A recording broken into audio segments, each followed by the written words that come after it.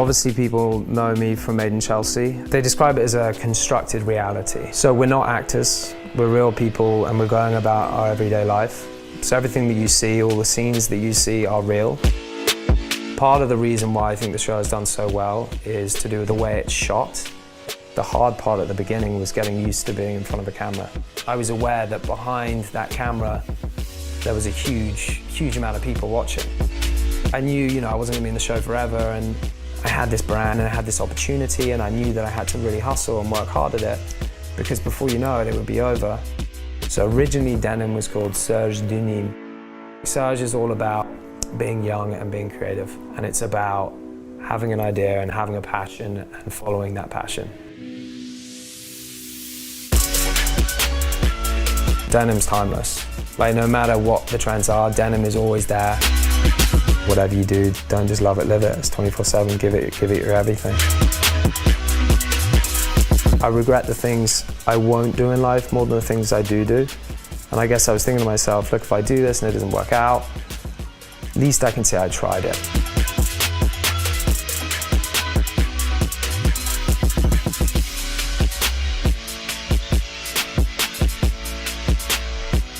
I get to meet a lot of cool cats as the host of London Real, but it doesn't get much cooler than Mr. Oliver Proudlock, star of Made in Chelsea, the creator of the fashion label Serge Denimes.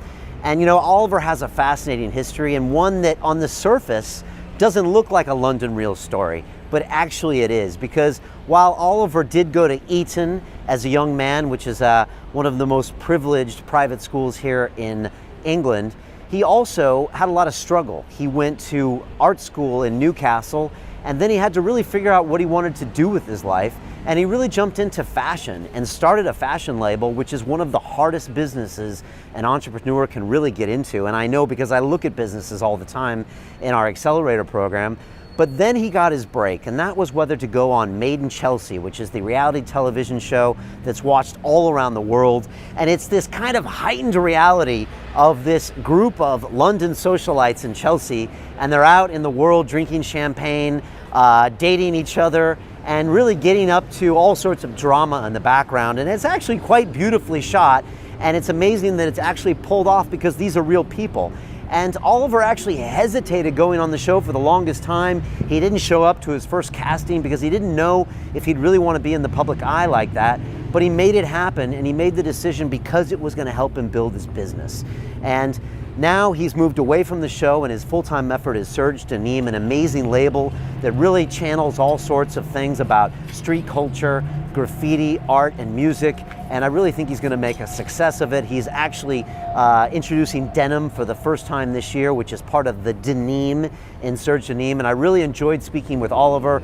He's a guy that knows how to struggle. He knows how to hustle. And that kid from Eton was selling Christmas trees out of the back seat of his mom's Jeep when he was a kid. And so there's a lot more underneath the surface, which is really what I think London Real is all about. We try to tell the story that you don't know is there, because most successful people have done the work to get there. And you're going to see that with this episode with Oliver. So sit back and enjoy that very much. When I'm walking through the streets of Shoreditch, I always get asked, Brian, tell me more about London Real and what is the Academy? Well, the Academy is really the essence of why I do what I do and why the team at London Real does what we do, because we're looking for the best. We're looking to push ourselves to be the best. And I think we have such precious little time here on earth that we need to really go out of our way and find out what we're not doing, how we can take more risk, how we can be accountable, and just be great. And that's what the Academy is all about. It's 1,000 people, a very exclusive group all around the world, and we get together on social media. We meet up in person. We share premium content. I do monthly Zoom calls to make sure that everyone connects and really builds the best version of themselves. And if you want to know a bit more about it, I put together a quick video that tells you more.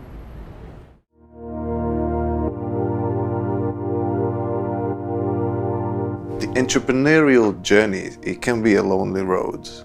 I push myself in so many areas, but you can't do it all yourself.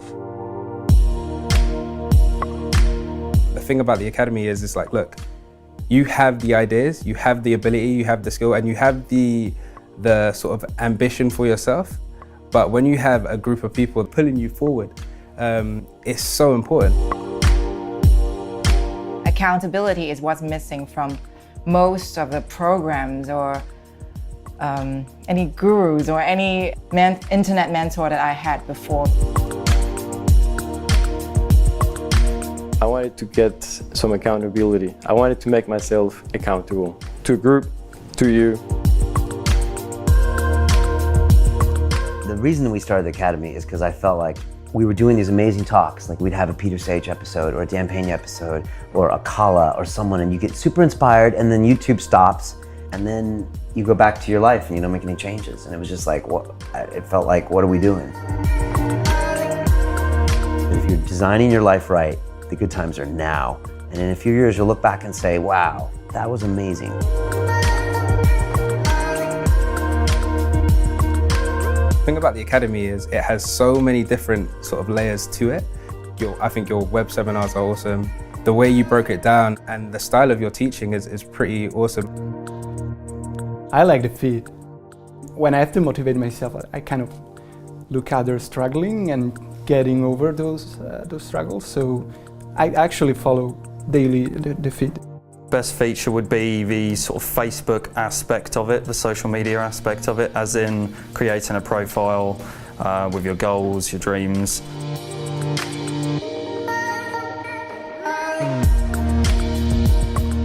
Everyone's on the same vibe, and we may be at different stages in our journeys, but everyone's on the same page at the end of the day. Everyone's really trying to push themselves and building the best you. It really resonates with me.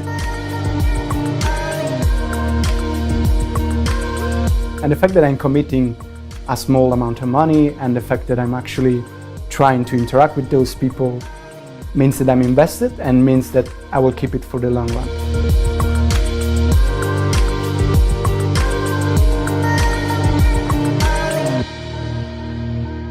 You have to be serious about yourself and what you want to achieve. And if you're serious about yourself, this is going to be such a fantastic platform.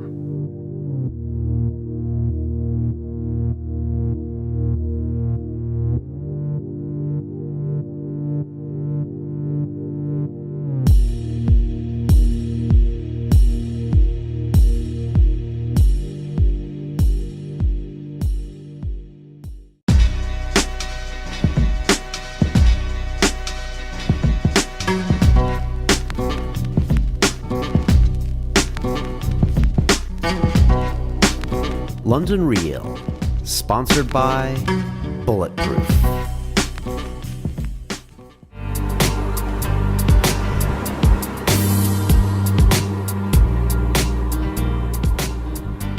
This is London Real. I am Brian Rose. My guest today is Oliver Proudlock, the English designer, model, influencer, and reality television star who gained mass popularity in the UK series Made in Chelsea.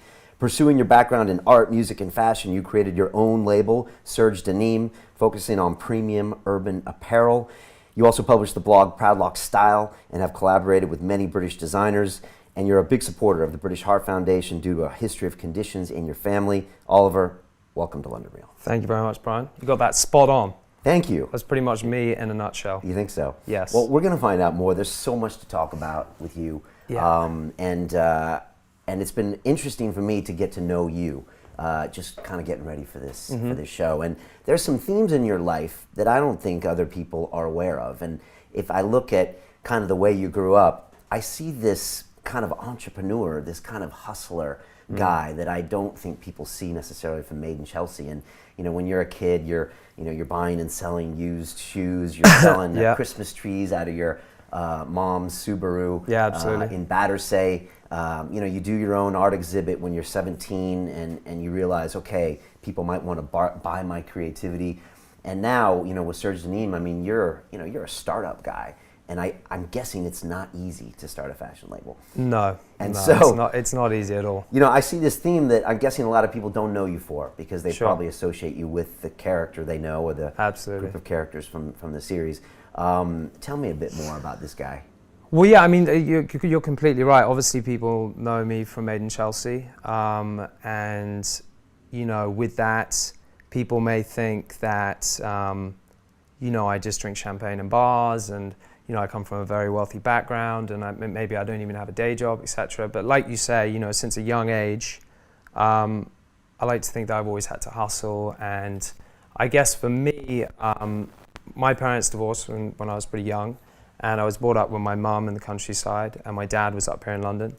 And so I guess from a young age, I was always very independent. And yeah, I guess, you know, my mum was very creative. She had her own fashion brand. She was a photographer. So, you know, I was always around creativity. So for me, you know, whether it be painting or taking photographs, or I always knew that I wanted to be creative and do my own thing.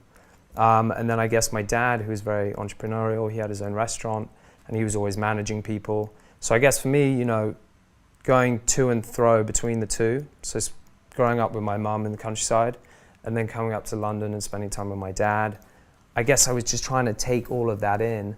And because, you know, I was around people who, you know, came from very wealthy backgrounds, and I saw what they had, and for me, I wanted to try and do the best I could, you know, so I wanted to hustle. I would sell shoes at school. I bought Christmas trees, like you say, with a friend of mine, and we used to put the trees in the back of the car, drive around London knocking on all these people's doors, being like, do you want to buy a Christmas tree? Shifted 100 trees in 2 weeks, which was pretty epic. Before they die. Yeah, before they die. One thing we always offered as well, which is quite funny, we always used to say, for an extra £10 after Christmas, we'll come and get the tree and dispose of it. So, you know, we used to go over there and we'd take the tree down, leave the house, cruise around the corner and just kind of duck it by a bin just around the corner.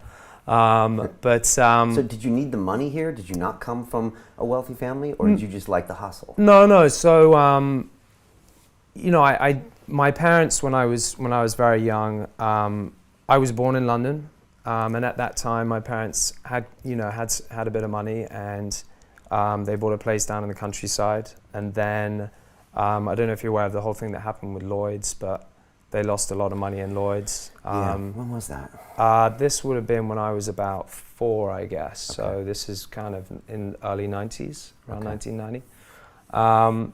So at that point, they had to file for bankruptcy. And at that time, my parents weren't going through a great time. So that's kind of when they separated. And I moved to the countryside with my mum. Age 4, 5? So I was about 5 years old then. Okay. So I was 7 when my parents got divorced. And Yeah. it does something to a young boy.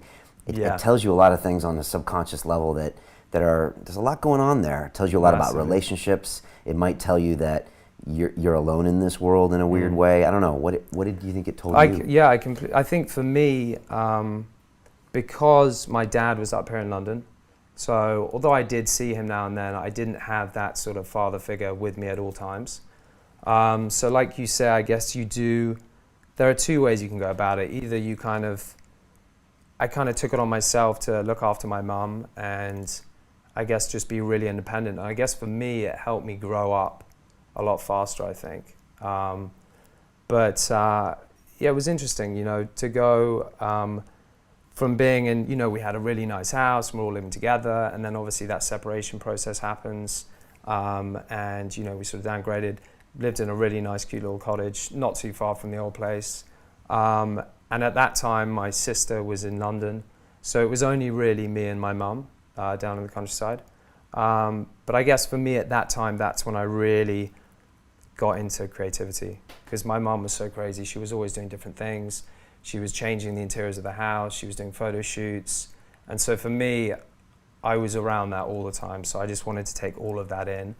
And I guess, you know, even little things when I was at school, I used to go to Oxfam. I used to buy jeans and buy all these little, you know, products and T-shirts. I used to come back, I used to cut them, I used to paint them, and then I used to, you know, sell them to my other friends at school, again with the shoes. A friend of my dad's had a shoe company, so I used to buy all these shoes off him stock. I used to sell them to all my buddies, and then the parents would hear about it, then I would sell shoes to the parents.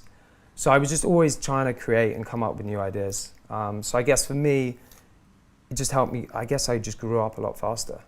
So you had a fashion label back then, basically. I guess I like to think so, yeah. I like to think that I had my own shoe company back then, yeah. It's very American, these behaviors, you know, buying things, selling things. Yeah.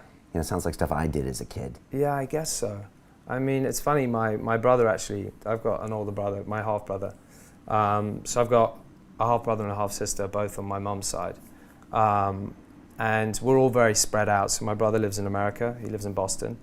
My sister lives in Australia. And then my full sister Laura, she's actually just moved to Australia as well. So our family is super spread out. And then obviously it's me and my dad here in London, and then my mum is in Gloucestershire. So despite us all being so spread out, we're super close. Okay. So it's very unconventional, but at the same time it kind of works. But yeah, I spent a lot of time when I was younger going to America. And I think, you know, I spent a bit of time in New York, and to see they've got that sort of hustle mentality. And it's like, go get it, you know what I mean? And so for me, I kind of maybe think that I picked that up and try and bring that into my everyday life. Yeah, I mean, it's the essence of New York, is the hustle. Oh it's my that God. you want it, you get it now. If not, there's someone else that's going to do it Exactly. in front of you. So, But also I find, especially when I spent time in New York, the positivity I found there was so, you know, I couldn't get enough of it. Like I think here in London, in the UK, when you tell people about your ideas, or if you meet someone in a bar, they don't really take it in. They're like, oh yeah, you know, whatever. In New York, you tell someone, they're like so into it, and they're like, yeah, you go do it. And then if you meet someone, they're like, why don't we meet up tomorrow? I want to help you with this. They actually mean it. right. And the next day, you'll be calling them and you'll meet up with them. So I guess, I don't know what it is, but yeah, it's that. Well, all the great hustlers go to New York City, and things actually happen there. Yeah. And I think America always has this: if you put the work in, then you get the results. And no one cares about your accent, where you're from, who your family name is. It's all about performance, really. So, but that's an interesting observation. So you grew up, you went back, financial situation dropped, but you still went to Eton, which is fascinating. What was that like going to Eton? Did you always want to go there? And then for the people like the Yanks that are watching us, what is Eton? So it's funny, I didn't actually really have any decision in what school I went to. So my dad went to Eton, and my dad's dad, so it's been in my family for many years. Okay.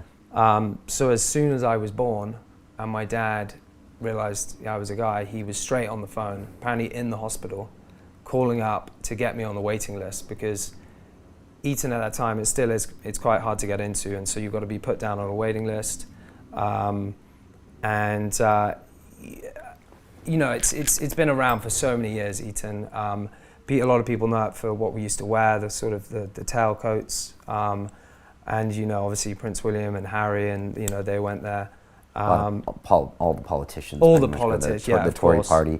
And as a young boy, you wear like a full tails. A full sort of penguin outfit. Penguin outfit, right? To Absolutely. School every day. To school every day, yeah. But you know, for me, it was that was the time when I moved from Gloucestershire to London, theoretically, because I started making more and more friends who were living here in London. Because prior to going to Eton, all my friends lived in the countryside. So, you know, when I used to go up and see my dad, I didn't really know any other kids there in London. So for me, that's when I started meeting people from London, started coming to London more often. And that's when I really fell in love with the city. Because despite, you know, growing up in the countryside, you know, deep down, I'm all about the city. If you're in fashion and in art, do you need to be around a high concentration of people ultimately? You know, my mum, it's funny, she keeps, because my mum is super creative, and she obviously lives in the countryside, and she keeps saying to me, why don't you come and, you know, get a place down here in the countryside? We can have your studio here, we can have all your clothes, we can do it together. Mum, I would love that, but I need to be, you know, where it's all happening. Because for me, so much of my inspiration comes from my surroundings. Yeah. Ideas, things you see. People you meet, you know, exactly. So for me, I have to be in the city. Yeah. Yeah. I think that's where all great companies come from, and great art and everything, because it's like a concentration of people physically in one space. I mean, I love the internet, but you can't really get the ideas you get when you get people in the same space, right? Exactly. Putting heads together. So you get to London, you go to Eton. Yep, go to Eton. So Eton was really where I grew up. Obviously, you know, I went there when I was 13. Is that when everyone starts at Eton? Yeah, so you start at 13. And prior to that, you know, I went to a school in the countryside which wasn't very big. And suddenly I'm going to Eton where there's, you know, it's 1,300 students, I think. So, you know, my school prior was maybe 200 people in the whole school. So suddenly we've got 250 people in your year. So I guess when I went, it was all quite overwhelming. It was the first time I boarded, so kind of being away from home full time. But yeah, I mean, it was an incredible opportunity. The people I met, the teaching you get, the facilities, all the sport. And for me, that's where art really took over. I mean, the art department there was incredible. Really? So before I knew it, I was in the art schools every day, painting, out of hours, and that's where it really kind of kicked off and developed. How would you describe that first year at Eton for you? I mean, the things you saw, the things that were different, or if you tried to describe it to someone, in America, it's like this, and this. It is.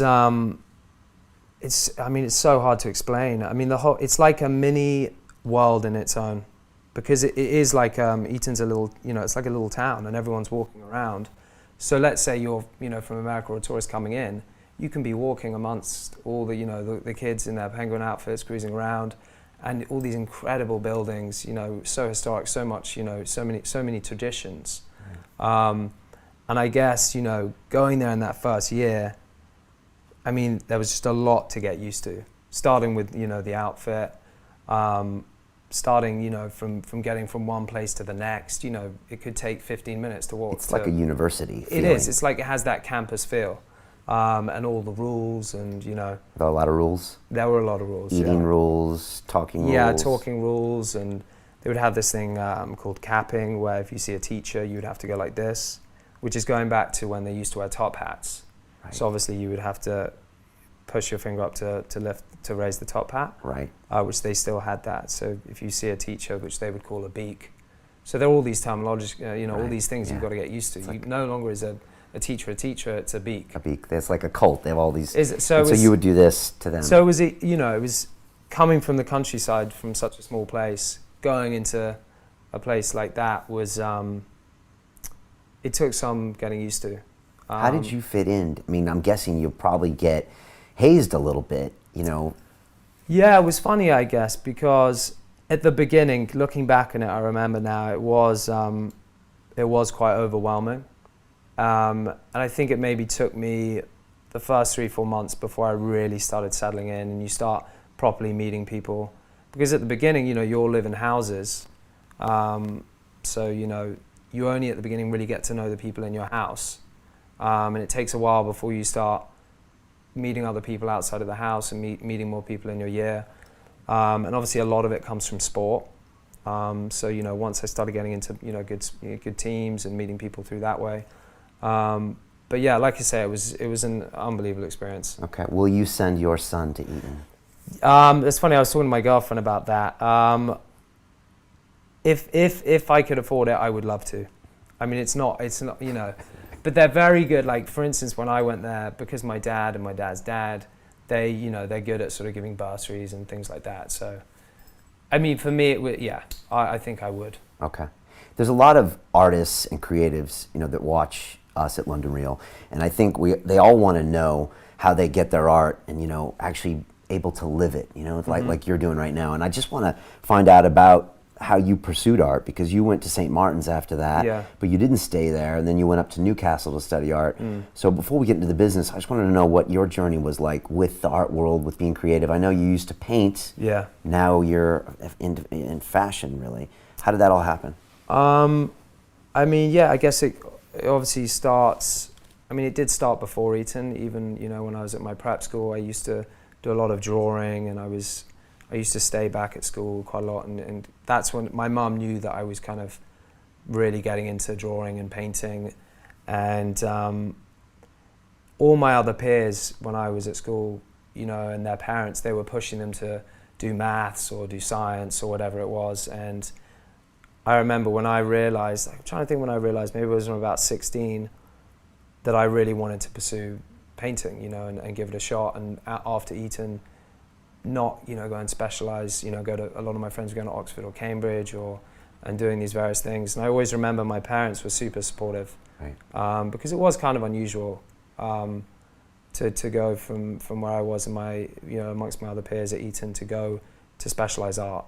Most Eton graduates go into politics, into banking, exactly, into science. Exactly. But I was very lucky that my parents were super supportive. My mum has always wanted me to be creative. I mean, she was so excited when she knew that I was going to head down that path. Do you think creative people are born, like you're born to be creative? Or do you think so. if you didn't have that encouragement by your mom, you could be a banker right now and you would always wonder, like, I still like to draw on my weekends? Like, do you think people get pigeonholed into being one thing or the other? I don't know. I honestly think that, I think it's a combination of a few things. I think it's definitely in my blood. My mom is creative. My mom's mom, she was a painter. And then, I think over time it's just been nurtured, and just being around that environment has just like made me want to just really go for it. And the people I've been around, when I went to Eton, my art teacher there was a massive inspiration for me. And he was part of the reason why I went on to Newcastle. Newcastle, right. So take me through St. Martin's. Yeah. You started there in art, pure art. Yeah, so no, because coming to the end of Eton, although I knew I wanted to be creative, I wasn't entirely sure what I wanted to do. And I am pretty indecisive, so I was constantly toing and froing, going from one to the next, thinking, do I want to go to university? At the time, I was almost thinking, maybe I won't do any education and I'll just try and be an artist. And then I decided, no, why don't I do a foundation and really work out where I want to specialize, what path. So I went to St. Martin's to do the foundation, which is, you do little pockets. So the whole year is made up of, you do a little bit of fashion, you do printing, you do painting, and then at the end of the year, you decide which sector you want to specialize in.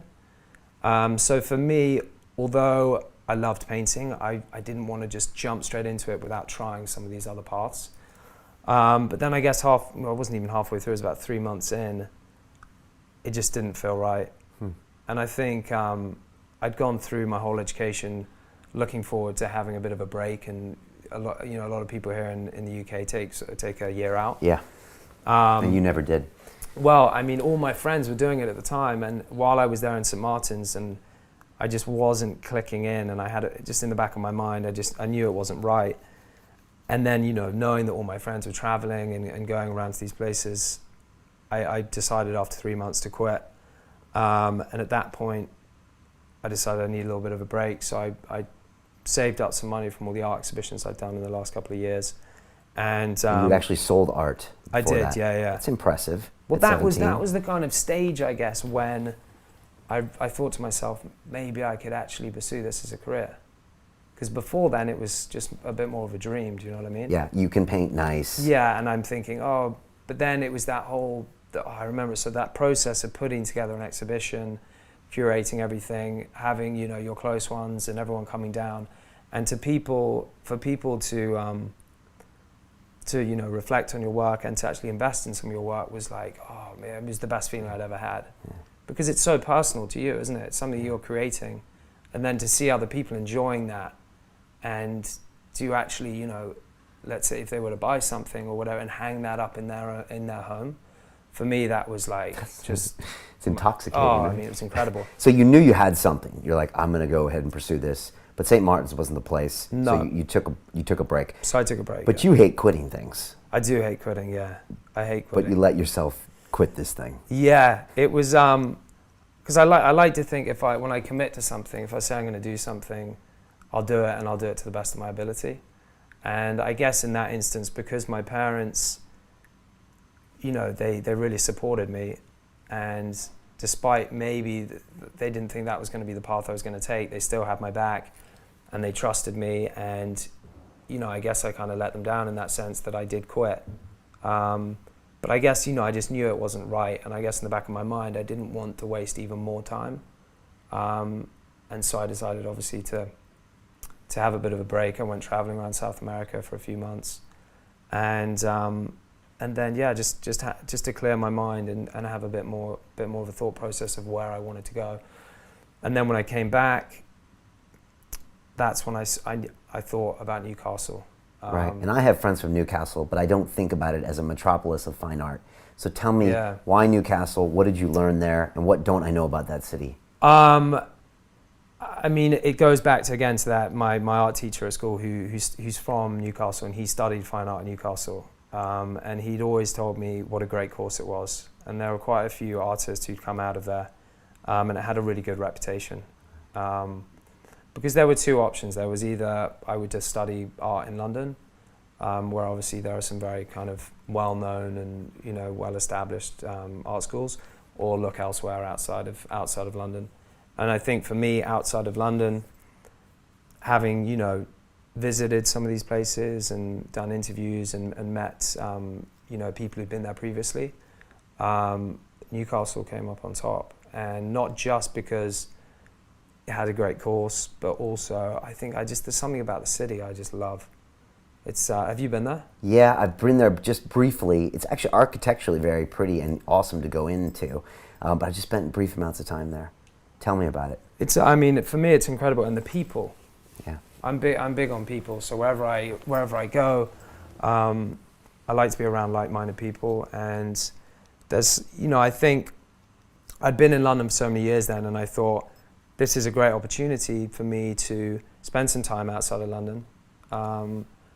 And, you know, also get a bit more of like the campus sort of feel. Because I guess, you know, going to college or going to, you know, somewhere in London, for me, it was like just being at home. And, you know, I guess I wanted to be slightly out of my comfort zone. I thought, you know, I would meet more people and just, I guess just kind of get more involved in the course. I think being in London, there probably would have been too many distractions from my friends here, and maybe that would have held me back from really putting my everything into the course. Yeah, a campus is important, because a campus is something away from everything else. I mean, St. Martin's central London, right? You might as well be you're in Leicester Square, right? Exactly. So, okay, so that was a good decision. So yeah, no, it was a great decision. So I was there so the course was 4 years, and that was an incredible opportunity for me to really just like get fully into my painting. And I absolutely loved it. I mean, the course was 70% practical and then 30% art history. So it was nice to do a little bit of the combination of the two. But yeah, that's where I really kind of developed my skills, and I just got very much into my own little world, which was great. But then also looking back on it, is probably another thing why I decided that I didn't want to have a career as an artist. Because it can be lonely. So lonely. Because you got back from Newcastle, you went back to your mom's place in the country, you're there painting alone, and what happens? Well, it was one of those things, like when it was coming into the fourth year of Newcastle, obviously by that point a lot of your friends have left, because most people have a 3-year course. And as with anything creative, you can kind of go through ups and downs, you can get into a bit of a rut. And I remember I got in such a bad rut, and I just couldn't think creatively, and I didn't know which direction I was going. And I guess at that time, I didn't really feel that I had someone. I had my tutors and I had a couple of my peers who I was very close with. I didn't really feel that I had someone to kind of talk about the concept of the pieces I was creating. I wasn't necessarily happy with them. And then, you know, like I say, you know, it came to the end of the 4th year. I moved back down, back down south. And at the time, I didn't have a place in London, so I went back to stay with my mum and stayed there for a few months. And during that process, that's when I was trying to think, right, where do I want to go now? What's going to be my career path? I knew that I wanted to be creative. I knew I wanted to do my own thing. But I needed a break from painting, because it was, like you say, it was very lonely, and it was just kind of, it was just getting a bit too much. So that's when I was thinking about, you know, fashion, and during that whole process of my youth, I was always touching into fashion, you know, whether it be, you know, just touching in on jeans and cutting things and painting, or even at my exhibitions, I used to print some of my artworks on T-shirts. So I was always using that medium as well. And I remember I was down at my mum's, and she did a book on Carnival in Rio. Mm-hmm. It was called Carnival in Rio 78. And it was her and her first husband, and they went to Rio Carnival 4 years in a row. In the 70s? In the 70s. Really? Which is when Rio Carnival was okay. Just pure. It was out on the streets, and it was just crazy, and it was just really raw and just authentic. And I like Rio a lot. Oh, Rio's incredible. It's very raw. And I remember I was looking at this book, and I'd been to Rio Carnival during my when I quit St. Martin's. I went to Rio for 3 months. Okay. I was actually only meant to go there for 2 weeks, and I ended up staying for 3 months because I just fell in love with the place. Where? Copacabana? Or So I was Ipanema? staying in Ipanema. Okay. And then I actually went to a place called, what was it called? A place called the Maze Inn, which is a youth hostel at the top of one of the favelas. Okay. Owned by this crazy guy who's actually a painter, this guy called Bob. Okay. Really cool English guy, and he moved there back in the 70s. And at the time, he was this English white guy coming into the favela, and all these guys were like, who is this crazy guy? And decided that he would build this youth hostel at the top of one of the favelas, the most insane views. And I ended up staying there for 2 months with this guy, Bob. Okay. Yeah, the favelas have like the greatest views in Rio, which is because I think traditionally the rich people didn't want to climb up the hills, and so the favela people go there. I spent many years there. I used to actually box at a gym on the top of one of the favelas in between Copacabana and Ipanema. Okay, well then you know all about it. And it's just fascinating. The favela culture is fascinating. Just looking at the favelas, if you're from the first world, it just looks weird when you first get into the city because there are these homemade homes built up there, homemade plumbing, and yet people live there. It's insane. Sometimes they have widescreen TVs in there, but it's fascinating. Well, it's like you say, and now it's funny because obviously so much has changed there, and a lot of the crime is getting a lot, all the drug lords have been pushed up north, so they pacified a lot of the favelas. So all the boppy went in, with all the tanks and machine guns and everything, and they pushed them all out. I think there's only one favela now which isn't pacified. Okay. Which is called because it used to be very dangerous. All the drugs were happening there. You could get shot. People would get shot. Whereas now, it's much safer. But it's funny now because all the rich people want to now acquire land in these favelas because, like you said, the views in these places are incredible. And the culture is incredible. Oh, the culture and all the everything about it. And anyway, so I was looking through my mum's book. And so all the images they'd taken over those 4 years, they put into this incredible book. And I was looking through this book and I was thinking back to when I went there a few years before, and I was like, oh, this was just like the most incredible place. And suddenly I was thinking, I would love to do something with these images. And then the whole thing just started spiraling. I was thinking, wow, maybe I can print these images on t-shirts. So it was kind of linking back to a process that I was familiar with because obviously I'd printed some of my artwork on t-shirts when I used to have exhibitions. Right. And then, I was speaking to my mum. I was like, Mum, could I use these images? Could we do some sort of collaboration? And, then I was thinking, wow, maybe I set up a clothing brand. And I was thinking all these things going through my mind. I'd never set up a business before. So all this stuff about setting up a business name and doing all that stuff was just, I had no idea. And then I was thinking about the name, and so my mum, she used to have a denim business called Denim and Style, and she's basically denim crazy. So when I was a kid, I was like head to toe in denim. Our house, which we still have now. Your house was denim. It's the whole thing's denim. So no, I'm not kidding. My room is the walls are black denim, all the walls black denim. My bedboard is slate denim. The bathroom is blue denim. The whole house is denim. My mum is crazy. Denim bean bags everywhere. And she used to have a business called Denim and Style. Okay.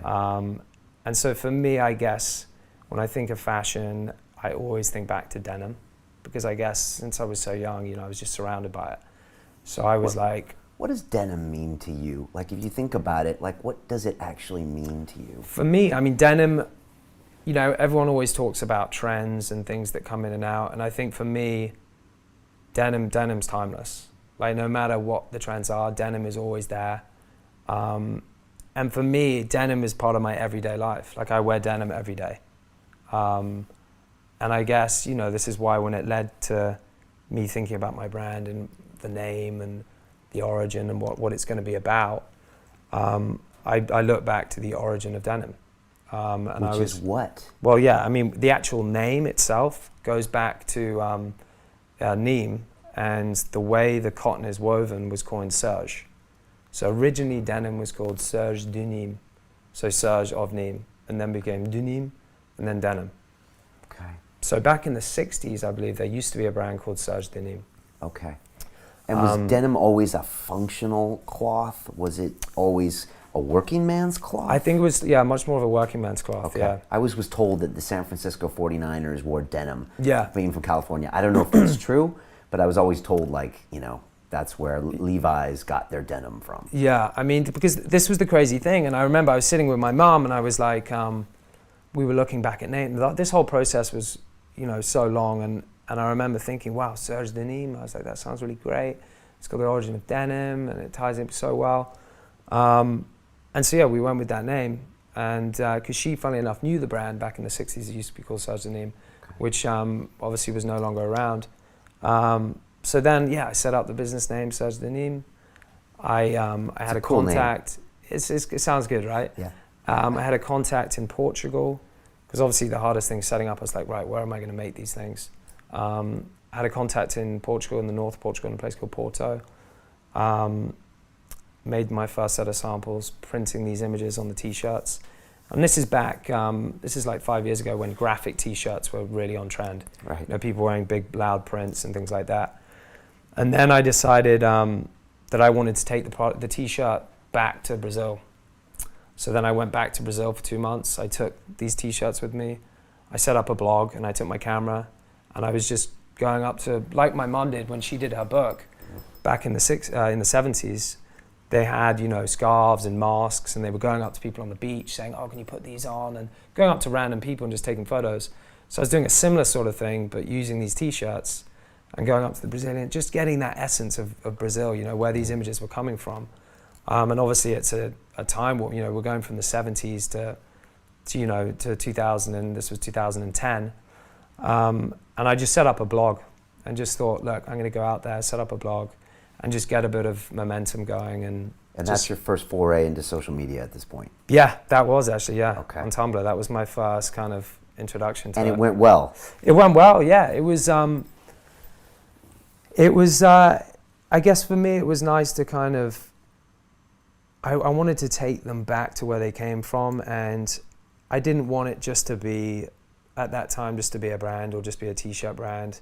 And, you know, part of my trip going back as well was to try and find a little charity that I could work with and donate some of the funds from the t-shirts back to them.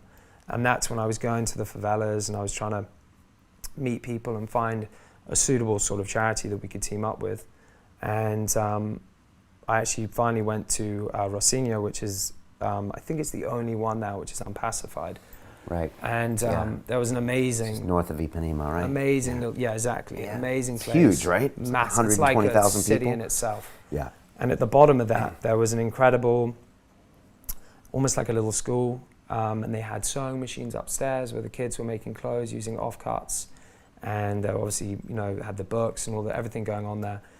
And it just seemed like the perfect fit.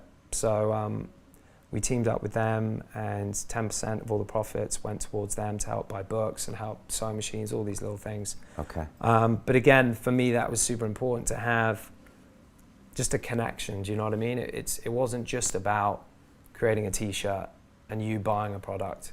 It was about you becoming a part of something. Right, which is now trendy, but 5 years ago was still kind of a new idea. And that's always been the essence for my brand. You know, I want it to be more than a brand. I want it to be a lifestyle. I want it to be something that you as the customer can become a part of it. Do you know what I mean? Let me ask you about that, and then we'll dive into Made in Chelsea. But I watched an interview with you, and someone asked you, what would you say in parting words? And you said, you can't just love it, you have to live it. Yeah. What do you mean by that? I think whatever you do in life, if you really want to succeed and do something to your full potential, there's only so far that loving it can take you. And I think if you really want to push it and go that extra mile, then you have to live it. To watch the rest of this fascinating interview, click on the link below and go to londonreelacademy.com. There you can sign in with your social media, log in and watch the rest of the episode for free, along with all of our episodes on London Real, my webinars, and all of our premium content, all located over at londonreelacademy.com. So click on the link below, you'll be directed there, and you can watch the rest of this fascinating interview, and I'll see you there. Put yourself in the middle of it. Exactly, that's exactly it. Okay. And again, denim,